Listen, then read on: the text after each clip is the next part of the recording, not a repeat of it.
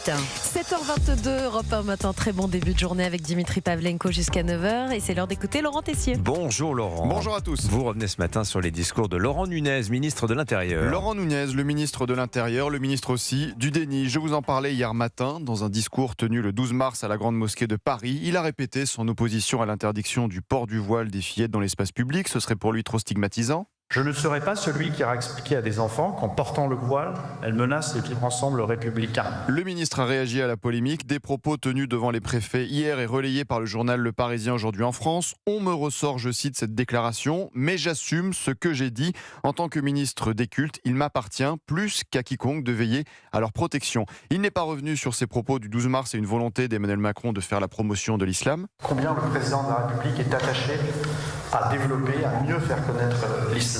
Laurent Nunez, c'est le ministre du déni qui ne dit pas les choses. Par exemple, sur les violences au quotidien, le 30 janvier dernier sur France Inter. On ne vit pas dans la France orange mécanique, il faut arrêter de raconter n'importe quoi, on n'est pas dans une France coupe-gorge, il faut faire attention aux mots qu'on emploie. On a une image, la France, à l'international. Augmentation des violences physiques, des agressions sexuelles, des tentatives d'homicide l'an dernier, du trafic de stupéfiants, plus de 28 000 refus d'obtempérer. Sur les violences des mineurs, alors que des jeunes sont violemment pris pour cible, il disait quoi le 9 février sur BFM ? On peut parler d'une montée de la violence chez les jeunes. Moi, j'utilise pas le mot d'ensauvagement. Laurent Nunez, l'homme qui ne dit pas les choses, la réalité. Je vais reprendre un autre exemple sur l'immigration et la délinquance. L'an dernier, le 7 février, alors qu'il était préfet de police de Paris, il refusait sur CNews et Europe 1 de faire le lien. Moi, je ne fais pas le lien. Nous, on lutte contre des délinquants. Voilà. Après, il y a les chiffres, ils sont ce qu'ils sont. 36% des mis en cause dans l'agglomération parisienne sont des personnes de nationalité étrangère. Mais voilà, je ne fais pas de lien, pardon. Laurent Nunez, le ministre de l'Intérieur, qui ne dit pas les choses, minimise. Le ministre du déni, lui qui refusait lors d'une interview sur LCI le 20 octobre dernier